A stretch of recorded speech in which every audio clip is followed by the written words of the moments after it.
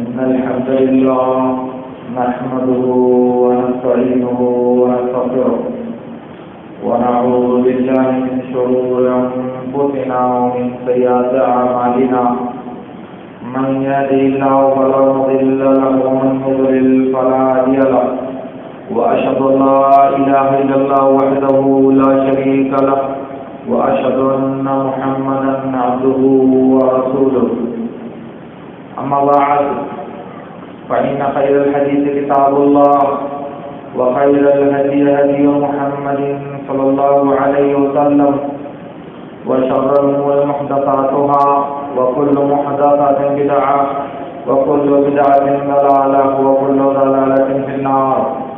قال الله تعالى قاف والقرآن المجيد بل عجبوا أن جاءهم منذر منهم فقال الكافرون هذا شيء عجيب أئذا متنا وكنا ترابا ذلك رجع بعيد قد علمنا ما تنقص الأرض منهم وعندنا كتاب حفيظ بل كذبوا بالحق لما جاءهم فهم في أمر مريج أفلم ينظروا إلى السماء فوقهم كيف بنيناها وزيناها وما لها من فروج والأرض مددناها وألقينا فيها رواسي وأنبتنا فيها من كل زوج بهيج تبصرة وذكرى لكل عبد منيب. معزز حاضرین، اللہ رب العالمین نے مختلف موسموں اور مختلف مناسبات میں مختلف عبادتوں کا حکم دیا ہے. انہی میں سے ایک عبادت ہے رمضان المبارک کے اختتام پر روزوں کے ختم ہونے پر صدقۃ الفطر کی ادائیگی کا. اللہ رب العالمین نے صدقۃ الفطر کو تمام مسلمانوں پر فرض کیا ہے، چاہے مرد ہو چاہے عورت ہو، چاہے چھوٹا ہو چاہے بڑا ہو، چاہے آزاد ہو اور چاہے غلام ہو. عبداللہ بن عمر رضی اللہ تعالیٰ عنہما کہتے ہیں فرض رسول اللہ صلی اللہ علیہ وسلم صاع من تمر وصاع من شعیر على الذكر والأنثى والحر والعبد والصغير والكبير من المسلمين وأمر بها أن تؤدى قبل خروج الناس إلى الصلاة. یہ بخاری اور مسلم کی روایت میں ہے. عبداللہ بن عمر رضی اللہ تعالیٰ عنہما نے کہا کہ اللہ کے رسول صلی اللہ علیہ وسلم نے زکوٰۃ فطر کو فرض کیا ہے مسلمانوں میں سے مردوں عورتوں چھوٹوں بڑوں آزادوں اور غلاموں پر، اور حکم دیا ہے کہ ان کے عیدگاہ کے لیے نکلنے سے پہلے یا نماز عید کے لیے نکلنے سے پہلے اسے ادا کر دیا جائے.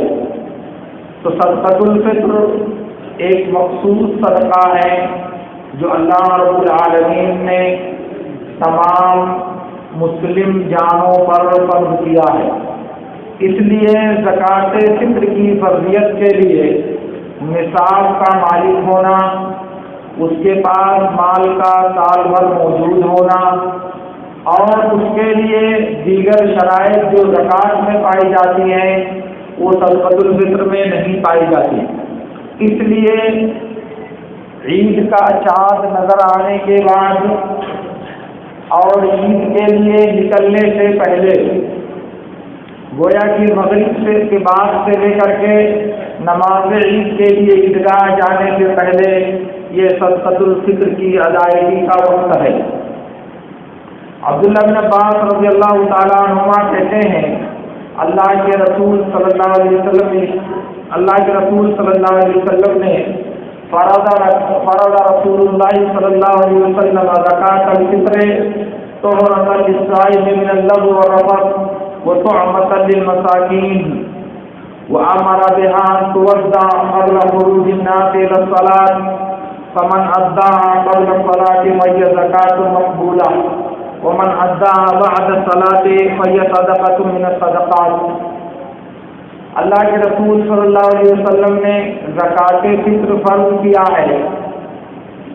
ایک تو روزے دار کو بیہودہ لغو اور گناہ کے کاموں سے پاک کرنے کے لیے، اور دوسرے مسکینوں کو کھانا کھلانے کے لیے، اور حکم دیا ہے کہ عید کے لیے نکلنے سے پہلے اسے ادا کر دیا جائے۔ تو جس نے نماز سے پہلے ادا کیا اس کی زکوٰۃ مقبول ہوگی، اور جس نے نماز کے بعد ادا کیا تو وہ ایک عام سا صدقہ ہے۔ ان تمام حدیثوں میں آپ دیکھ رہے ہیں کہ اللہ کے رسول صلی اللہ علیہ وسلم نے فرض کیا ہے۔ اس لیے پہلی بات یہ ہوئی کہ صدقۃ الفطر یہ فرض ہے مسلم سماج کے تمام انسانوں پر جن کے پاس ایک دن کی خوراک سے زیادہ ہو، ان کے اوپر صدقۃ الفطر نکالنا فرض ہے۔ ایک دن کا مطلب کہ جس کے پاس صبح اور شام کا کھانا ہے اس پر فرض ہے کہ وہ زکوٰۃ فطر نکالے۔ اگر کسی کے پاس ایک دن کا کھانا مکمل نہیں ہے تب اس کے لیے زکوٰۃ فطر نکالنا فرض نہیں ہے، لیکن اگر کسی کے پاس پورے صبح اور شام کا کھانا موجود ہے تو اس پر فرض ہے کہ وہ صدقۃ الفطر نکالے۔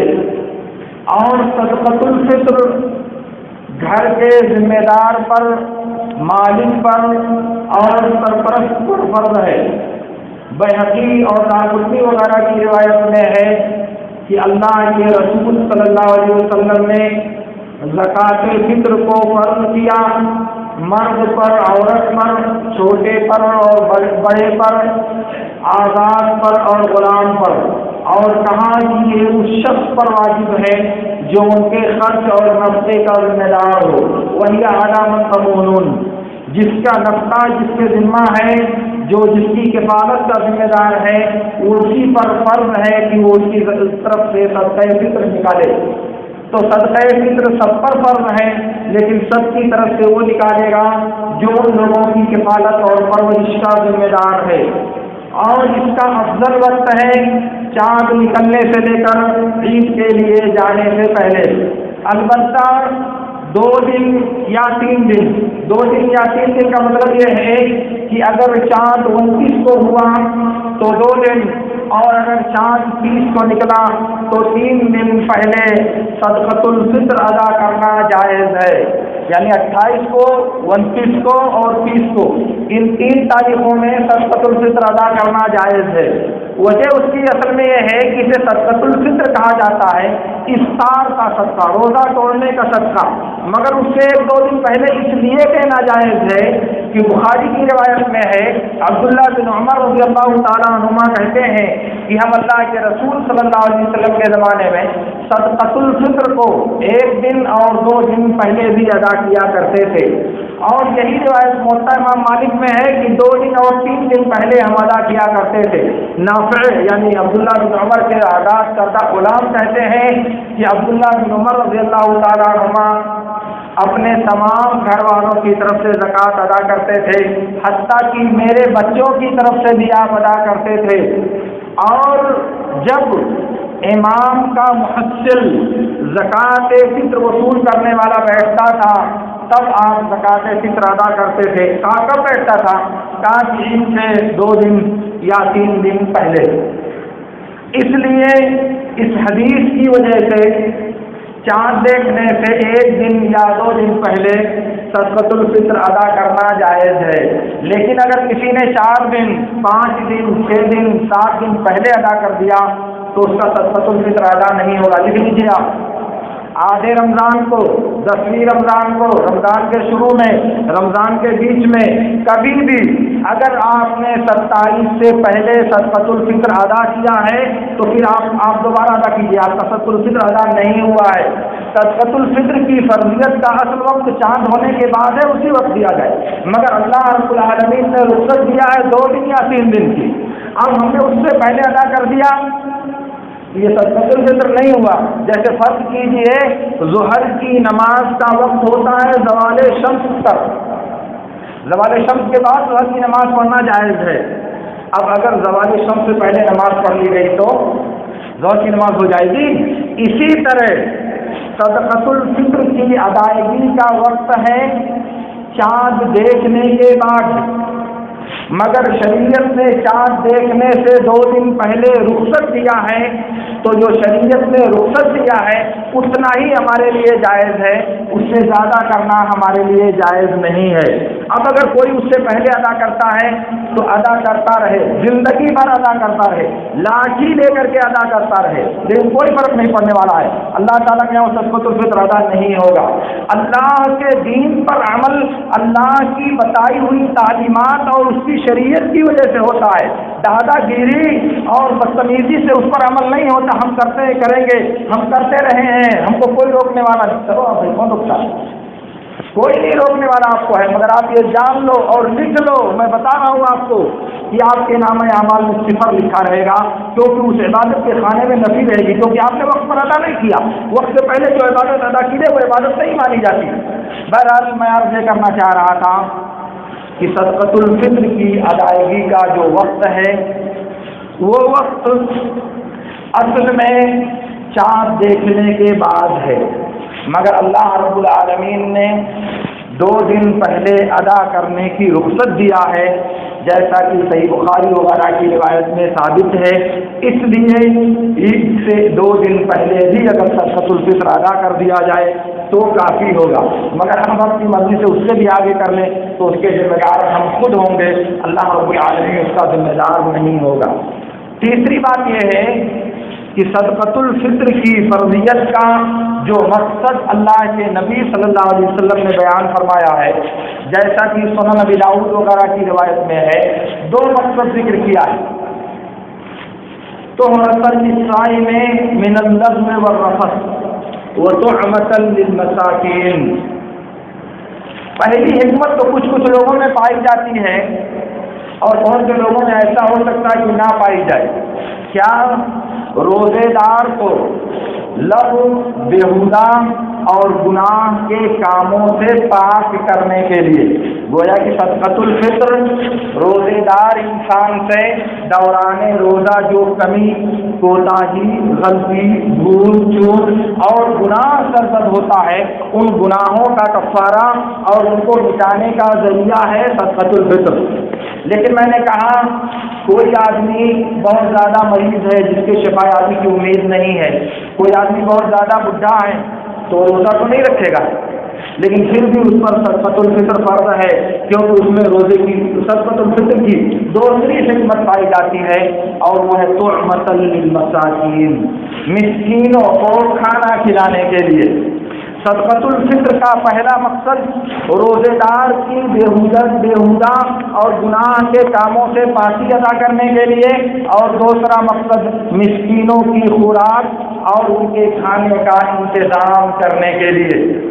تو جو دوسرا مقصد ہے کہ روزے کی حکمت کہ مسکینوں کی خوراک اور ان کے کھانے کا انتظام ہو جائے، یہ اس بات کی دلیل ہے کہ مسکینوں کو صدقۃ الفطر میں کھانا ہی دینا فرض ہے، کھانے کے علاوہ روپیہ، پیسہ، کپڑا اور دوسری چیزیں دینا یہ کافی نہیں ہے۔ کیوں؟ اس لیے کہ اللہ تعالیٰ نے اس کی ادائیگی کا جو مقصد بتایا ہے وہ مقصد ہے کھانا کھلانا، اور ہم نے کہا نہیں بھائی، فقیر کو پیسے کی زیادہ ضرورت ہے، کیونکہ ہم تو خود ہی غلہ خرید کے کھاتے ہیں، اور پھر خرید کر کے جائیں وہ بھی بیچ دے گا، کھائے گا ہے نہیں، اس لیے وہ زیادہ بہتر ہے کہ اس کو پیسہ دے دیا جائے، وہ پیسے سے کپڑا بنا لے گا، چپل خرید لے گا، جوتا خرید لے گا، چشمہ خرید لے گا، سمئی خرید، جو چاہے گا خرید لے گا، اس لیے اس کو پیسہ دے دیا جائے۔ لیکن اللہ تعالیٰ نے کیا کہا کہ اس کو غلہ دے دیا جائے۔ گویا کہ صدقۃ الفطر کا مقصد عید کی سوئیاں بنانا، عید کے جوڑے بنانا، عید کے کپڑے بنانا، یہ سب صدقۃ الفطر کا مقصد نہیں ہے۔ اس لیے اپنے دماغ سے مقصد پیدا کرنا اور اپنے دماغ سے پیدا کردہ مقصد کی روشنی میں اللہ کے حکم کو تبدیل کرنے کی کوشش کرنا ظاہر ہے کہ یہ غلط اور جرأت کی بات ہے۔ اس لیے صدقۃ الفطر کا مقصد جب کھانا کھلانا ہے تو کھانا ہی دینا فرض ہوگا، ہمارے لیے اسے تبدیل کرنا جائز نہیں ہوگا۔ دوسری بات یہ ہے کہ فرض رسول اللہ صلی اللہ علیہ وسلم زکوٰۃ الفطر صاع من تمر وصاع من شعیر، اللہ کے رسول نے زکوٰۃ فطر میں 1 صاع کھجور اور 1 صاع جو فرض کیا ہے۔ کیا فرض کیا ہے؟ صاع فرض کیا۔ اب ہم نے صاع ادا کرنے کے بجائے قیمت ادا کر دیا، تو اللہ کے رسول نے جو حکم دیا تھا، جو فرض کیا تھا، وہ فرض ادا ہوا؟ وہ فرض پورا ہوا؟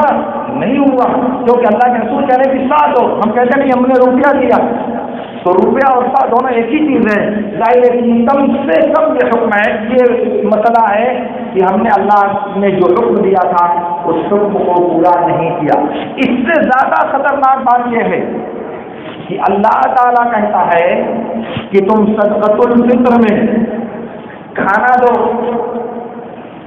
اب ظاہر ہے کہ اللہ تعالیٰ علام الغیوب ہے، ما کان و ما یکون، جو تھا، جو ہے، جو ہوگا آئندہ، سب کا علم وہ رکھتا ہے۔ اس کو معلوم ہے کہ بندوں کے لیے کیا زیادہ بہتر اور کیا زیادہ اچھا ہے۔ اس نے کہا کہ اللہ دو، ہم نے کہا فقیر کے لیے تو روپیہ زیادہ بہتر ہے۔ تو گویا کہ ہمارا علم اللہ کے علم سے زیادہ ہوا۔ بندوں کے ساتھ خیر خواہی اور بھلائی کا جذبہ ہمارے اندر اللہ تعالیٰ سے زیادہ ہوا کہ نہیں ہوا؟ اللہ کہتا ہے بندوں کے لیے غلہ بہتر ہے، ہم کہتے ہیں کہ روپیہ بہتر ہے۔ کس کی بات زیادہ اچھی ہے، ہماری یا اللہ رب العالمین کی؟ ذرا سوچیے گا۔ دوسری بات یہ کہ جو قیمت نکالیں گے لوگ، وہ قیمت کس چیز کی نکالیں گے؟ چاول کی، گیہوں کی، کھجور کی، کشمش کی، پنیر کی، کس کی قیمت نکالیں گے؟ فرض کیجیے آپ نے چاول کی قیمت نکالا، 100 روپیہ فقیر کو دے دیا، فقیر آدمی نے پیسہ لیا اور چلا گیا چپل خرید لیا۔ صدقۃ الفطر کا جو مقصد ہے کھانا حاصل ہو گیا، کھانا ملا اس کو، اس نے کھجور خرید لیا۔ کھجور کتنا ملا اس کو؟ آدھا کلو 1 پاؤ ملا، اس کو ملنا چاہیے 2.5 کلو، لیکن کھجور اس کو کتنا ملا؟ آدھا کلو ملا۔ فرض کیجیے تو آدھا کلو سے صدقۃ فطر ادا ہو جائے گی، آدھا کلو دینے سے زکوٰۃ فطر ادا ہو جائے گی؟ ظاہر ہے کہ نہیں۔ اور اس سے زیادہ حیرت کی بات یہ ہے کہ اس زمانے میں عقل کا دیوالیہ کس طرح سے لوگ نکالتے ہیں۔ اللہ رب العالمین نے صدقۃ الفطر کے بارے میں کہا ہے کہ غلہ دو، تو ہم کہتے ہیں کہ نہیں فقیر کو پیسے کی ضرورت ہے اس لیے غلہ نہیں دے سکتے، کیونکہ ہم غلہ خود خریدتے ہیں اور خود کھاتے ہیں۔ حالانکہ یہ دیوانگی کی بات ہے۔ مدینے کی آدھی آبادی تجارت پیشہ تھی، وہ خرید و فروخت کے اپنی زندگی بسر کرتی تھی، تو ظاہر کھانے کا سامان تو خریدنا ہی ہے نا۔ کھجور کھانا تو خریدیں گے، کشمش کھانا ہے تو خریدیں گے، جو کھانا ہے تو خریدیں گے، گیہوں کھانا ہے تو خریدیں گے، کیونکہ تجارت میں ساری چیز کی تجارت آدمی نہیں کرتا۔ کسان اور کھیتی کرنے والے صرف انصاری تھے، بقیہ مہاجرین سب کے سب تاجر تھے، آگے خرید کے ہی لوگ کھاتے تھے۔ مگر کسی صحابی نے اللہ کے نبی سے کبھی نہیں پوچھا کہ اللہ کے رسول ہم تو خود ہی خرید کے کھاتے ہیں، تو کیوں نہ پیسہ دے تو وہ لوگ خود ہی خرید لیں گے جیسے ہم خریدتے ہیں۔ مگر کسی کے دماغ میں یہ شیطانی وسوسہ نہیں پیدا ہوا، یہ ہمارے لوگوں کے دماغ میں پیدا ہوتا ہے، کیونکہ اللہ کے حکم پر عمل کرنے کا جو جذبہ ہے وہ یا تو سرد پڑ گیا ہے یا مر گیا ہے، اس لیے اس طرح کے وسوسے پیدا ہوتے ہیں۔ تو میں کہنا یہ چاہ رہا تھا کہ اللہ رب العالمین نے صدقۃ الفطر میں کہا کہ غلہ دو، ہم کہتے ہیں کہ نہیں یار اس کو پیسے کی ضرورت ہے اس لیے پیسہ دیا جائے۔ زکوٰۃ مال کے بارے میں، یعنی مال کی زکوٰۃ کے بارے میں اللہ تعالیٰ نے کہا کہ پیسہ دو، جو زکوٰۃ میں نکلے، سونا دو، چاندی دو، غلہ دو، جانور دو، وہی تم زکوٰۃ میں دو۔ تو ہم وہاں کہتے ہیں کہ نہیں یار اس کو پیسہ نہیں دیں گے، یہ پیسہ دے دیں گے تو سب اڑا دے گا، 1 ہفتے میں کھا ڈالے گا، اس لیے اس کو کیا کرتے ہیں، رمضان کی کٹ بنا کر کے دیتے ہیں، چاول، گیہوں، شکر، پتہ نہیں کیا کیا ملا کر کے خرید کر کے دیتے ہیں۔ آپ نے فرض کیجیے آپ کی زکوٰۃ 10,000 روپیہ نکلی، 10,000 روپے کا آپ نے کٹ بنا دیا، اس کو لے جا کر کے فقیر کے گھر دے دیا، تو وہاں اللہ تعالیٰ کہتا ہے کہ روپیہ دو، تو ہم کو سمجھ آتا ہے کہ روپیہ نہیں دینا چاہیے کیونکہ یہ 2 دن میں کھا لے گا، اس لیے 100 غلہ دے دینا چاہیے تاکہ اس کی 1 سال کی یا چند مہینے کی پورا جمع ہو جائے۔ تو اللہ تعالیٰ جہاں کہتا پیسہ دو وہاں ہماری عقل کہتی ہے کہ نہیں خوراک دو، اور جہاں اللہ تعالیٰ کہتا ہے کہ خوراک دو وہاں ہماری عقل کہتی ہے کہ پیسے کی کیا دیوالیاپن ہے۔ دوسری بات، جب ہم نے پیسہ نکالا اور پیسے کو ہم نے گیہوں میں چاول میں بدل دیا تو ہماری زکوٰۃ ادا ہوئی؟ ہم نے زکوٰۃ اپنے مال کی ادا کیا، لکھ لو، ہم نے زکوٰۃ ادا نہیں کیا، ہماری زکوٰۃ ادا نہیں ہوئی۔ اگر زندگی بھر ہم نے اپنے مال کے بدلے میں سامان فقیروں کو دیا تو ہماری زکوٰۃ کبھی بھی ادا نہیں ہوگی۔ سن لو آپ، اللہ تعالیٰ نے کہا ہے انما الصدقات للفقراء،